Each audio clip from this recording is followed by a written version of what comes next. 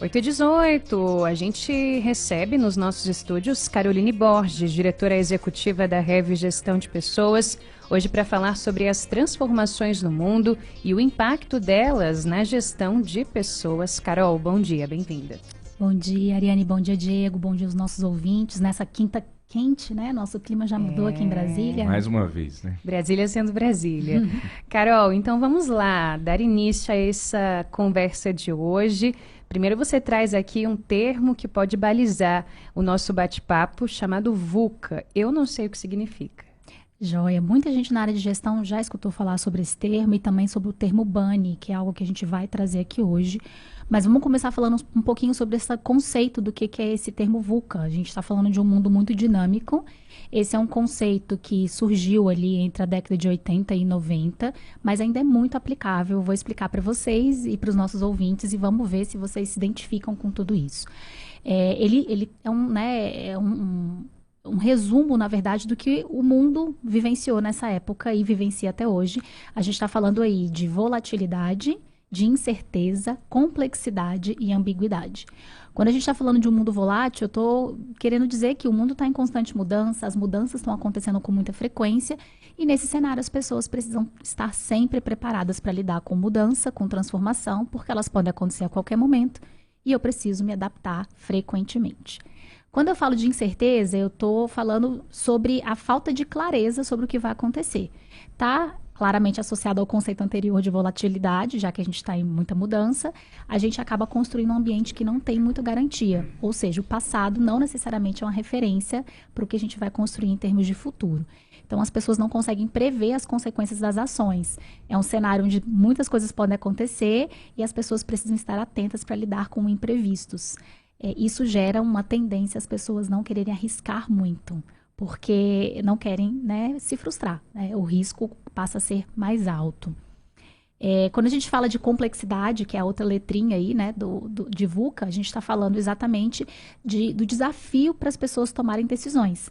Como a gente está falando de um mundo volátil, incerto, sem garantia de que as coisas vão continuar como elas estão, fazer a escolha se torna mais difícil. As pessoas precisam estar atentas para as diferentes possibilidades, entendendo que há mais fatores englobados nas discussões e para serem ponderados nas tomadas de decisão. E, por fim, quando eu falo de ambiguidade, a última letrinha aí do VUCA, nesse cenário em que as pessoas têm muita volatilidade, complexidade e incerteza, as pessoas acabam enfrentando problemas para se comunicar. Esse conceito é uma soma dos outros, né? E, diante disso, fica difícil estabelecer as relações de confiança e, consequentemente, uma comunicação de forma clara. Então, a confiança, a forma de eu me comunicar exige tempo. Então, as pessoas têm essa dificuldade de ter esse tempo disponível.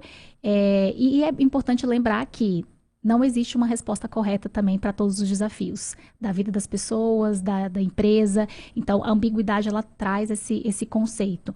A melhor saída é ter uma escolha consciente, eu trazer tudo para a mesa e olhar para várias direções antes de tomar uma decisão. Mas é isso que significa, né, a sigla aí, VUCA, tá? Então, Carol, só repetindo, VUCA é V de volatilidade. É porque está em inglês, tá? Em inglês, então, a gente está traduzindo para o português. Então, é volatilidade, incerteza, complexidade e ambiguidade. Ambiguidade, muito bem.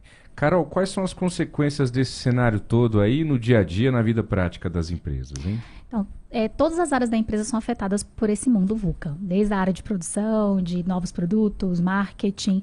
Quando a gente fala internamente, em termos de gestão, e principalmente gestão de gente, primeiro, a empresa tem que estar disposta a aceitar essas mudanças, porque elas afetam rotina. Se ela não olha para isso, ela está fadada a ficar para trás. Mas alguns dos principais desafios que a gente percebe por conta dessas características no mercado, né, durante esses últimos anos, primeiro, alguns ouvintes com certeza vão me entender. O surgimento e aparecimento repentino de cargos na empresa. Um organograma que nunca está fechado, está em constante mudança. Na tentativa das empresas a se adequar a todas essas transformações. A obsolescência de equipamentos e tecnologias acontecendo muito rápido. A gente ainda está vivenciando isso. Eu acho que todo mundo ali que é da década de 80, 90, vivenciou isso de forma muito acelerada. A exigência por um número cada vez maior de competências no ambiente organizacional. A gente veio trazendo isso, principalmente quando saem os relatórios aí do Fórum Econômico Mundial, ligado às principais competências que o mundo empresarial exige. Isso vem se ampliando cada vez mais. E uma exigência cada vez maior dos níveis de liderança e gestão que precisam perceber essas características do mundo VUCA para usá-las a seu favor dentro do ambiente corporativo. Isso gera uma pressão muito grande e algumas colunas atrás a gente falou, inclusive sobre esse movimento de algumas pessoas não estarem querendo assumir cargos de gestão. Então, também é consequência de tudo isso. A gente começa a ver a consequência de tudo isso também no mundo empresarial. 8h24, esta é a coluna Empreende Brasília, com a Caroline Borges, da Rev Gestão de Pessoas, sempre com a gente, aqui às quintas-feiras, pouco depois das 8 horas da manhã. E, Carol, além de VUCA, você trouxe BANI. O que seria esse outro conceito? No mundo de gestão, acho que assim como em qualquer outra realidade, vários conceitos vão aparecendo, conceitos novos, e muitas vezes são reembalagens, né, de conceitos anteriores, e muitos trazem conceitos novos, questões novas. Então, a gente entende muito como uma releitura, né, do mundo VUCA. É um conceito que foi criado pelo antropólogo e futurologista norte-americano Jamais Cássio, que compartilhou as percepções num artigo que ele nomeou de Facing the Age of Chaos. Foi publicado em 2020, tá? Essa sigla BANI, ela se refere a características desse mundo e significa, em tradução para o português, que a gente está vivendo num mundo frágil, num mundo ansioso, num mundo não linear e num mundo muitas vezes incompreensível, tá? Então, frente ao caos que a gente vive, a sociedade enfrenta uma grande fragilidade e isso impacta no psíquico das pessoas. Então, a gente pode ver aí o aumento de número de diagnósticos de ansiedade, burnout, depressão, e a gente percebe claramente que não há uma linearidade de efeitos lógicos, muitas vezes, no que está acontecendo, tá? Então, esse é o conceito de BANI. Muito bem.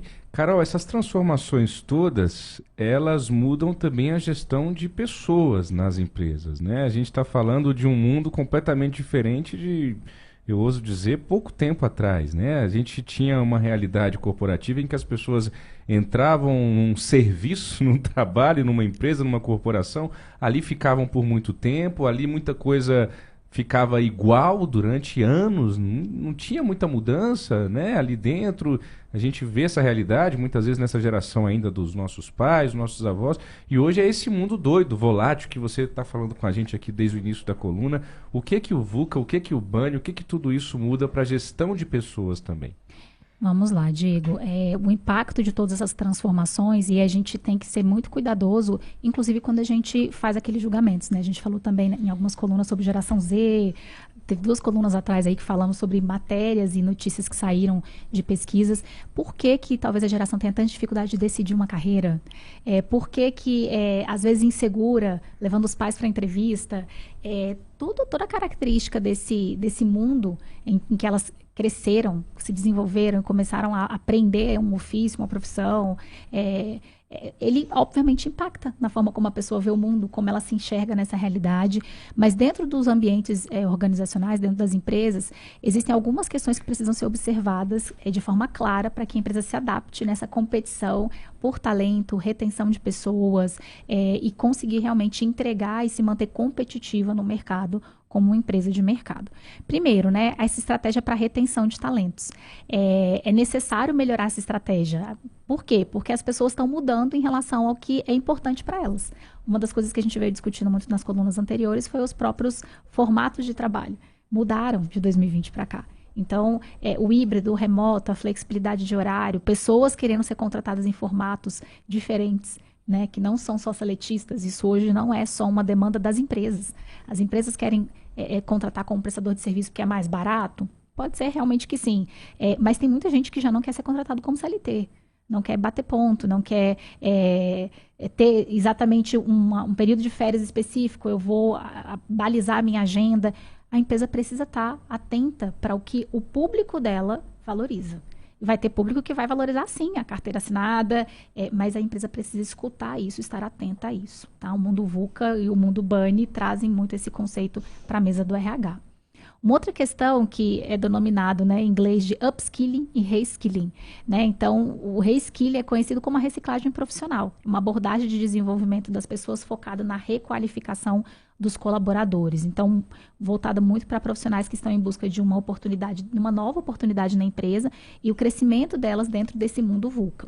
O upskilling é a atualização de um profissional com o objetivo de atender às novas configurações do mercado, para dar uma oportunidade, né, para ter uma oportunidade melhor e melhorar o seu desempenho. Então, a área de RH precisa fornecer os insumos para otimizar a carreira das pessoas e elas se tornarem antifrágeis. Inclusive, tem um excelente livro com esse nome, recomendo. Fala muito dessa realidade, chama Antifrágil, e que elas se sintam mais estáveis nas suas posições, tá? Se estabilidade é uma palavra que a gente pode utilizar dentro desses conceitos, tá? Muito bem. É importante a gente falar sobre saúde mental, então a gente já falou sobre isso aqui, mas realmente os casos aí de burnout, depressão, ansiedade cresceram muito frente a toda essa realidade de incerteza e não tem como as empresas não olharem para isso.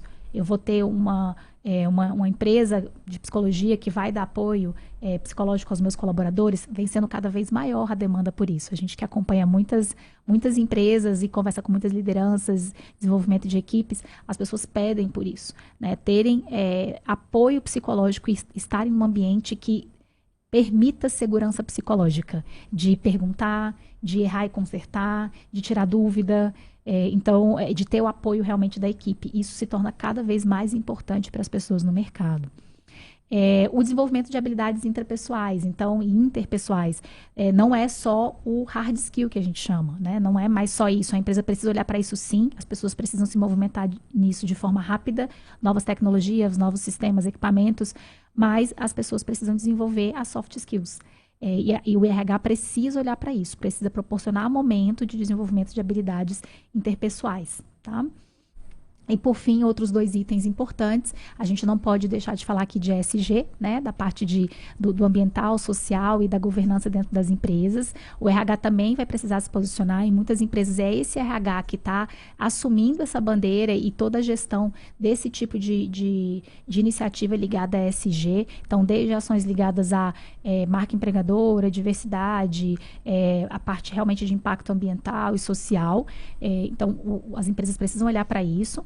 E a visão da tecnologia como aliada e não como inimiga. Então, aquela ideia de a tecnologia vai roubar postos de trabalho, a tecnologia pode sim roubar alguns postos de trabalho, isso já está acontecendo.